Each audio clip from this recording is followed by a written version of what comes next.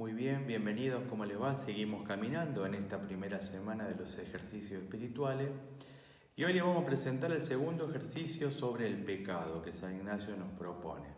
Como siempre hacemos, pedimos el Espíritu Santo.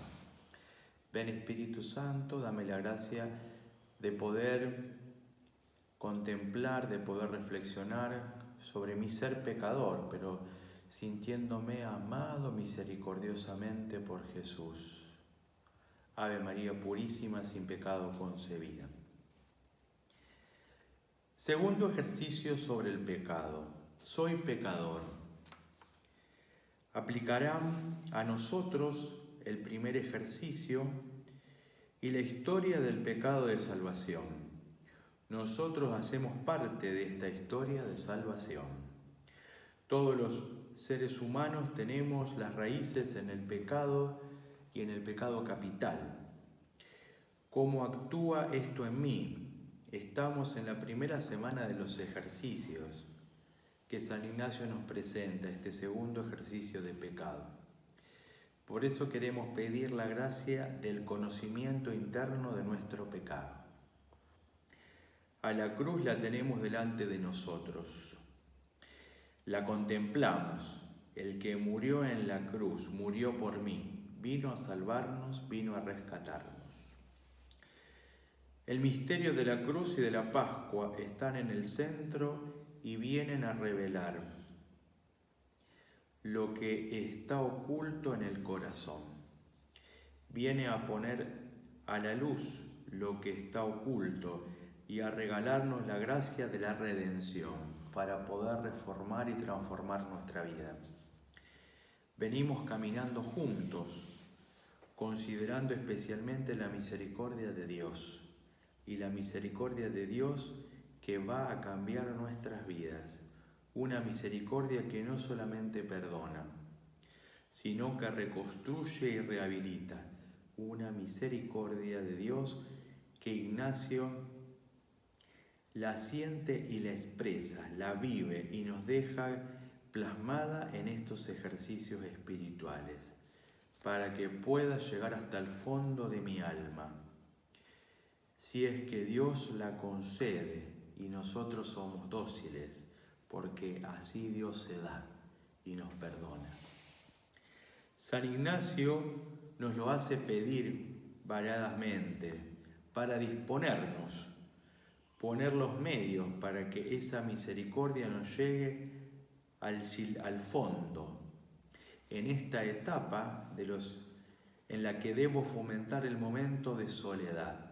Es importante que tengamos un momento de intimidad y de soledad y de silencio para poder reflexionar en oración que nos ayude un poco más a buscar esta gracia de dolor, de compunción, de mayor apertura del corazón, para poder descubrir esas raíces del pecado, porque es dura y como es mi propia realidad, me va a costar.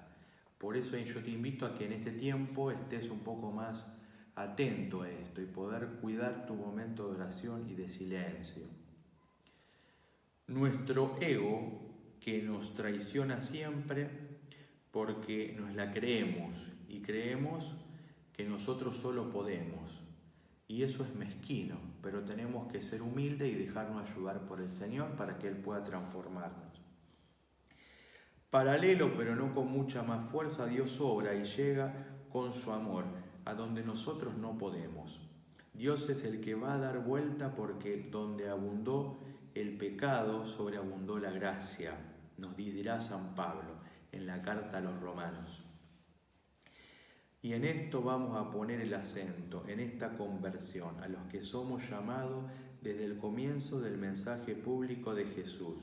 Conviértanse y crean en el Evangelio, nos va a decir en el Evangelio de Marcos, capítulo 1, 15. Conviértanse porque el reino de Dios ha llegado. Mateo, capítulo 3, versículo 3. Y tantas otras expresiones en el que Él deja en el Evangelio plasmado esto, ¿no? Para que nosotros podamos adquirir esta actitud permanente. He venido para los enfermos, no para los que se creen justos y sanos. Una época de poca afirmación del amor que no va más allá de las emociones en las que estamos viviendo. Y a veces desde chicos lo vivimos. Muchos jóvenes y niños lo viven así. Por eso las inseguridades, los vacíos.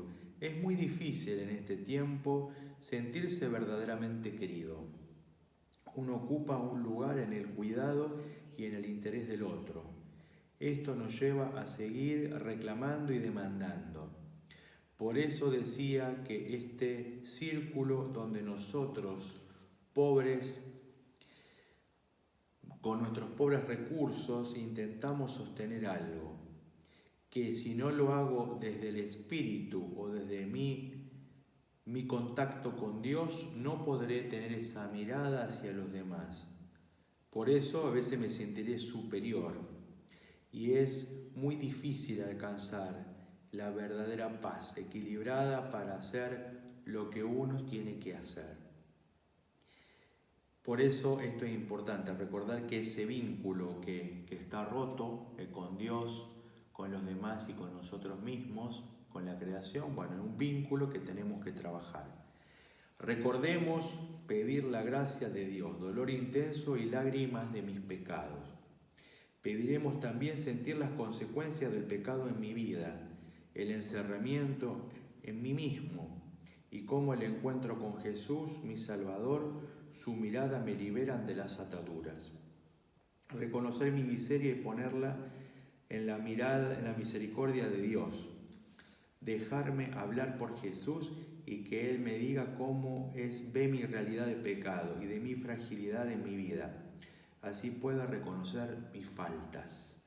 Tomar el pecado como una falta a una ley de los mandatos de Dios no es verdaderamente como Dios quiere que lo hagamos, sino que tenemos que verlo como una ruptura en una relación personal y las consecuencias que esto trae a mi vida. Preguntas que nos podrán ayudar a poder realizar este ejercicio. ¿Por qué? ¿Cómo se explica esto? Y veo la respuesta y la explicación en el hecho de que Cristo está en la cruz.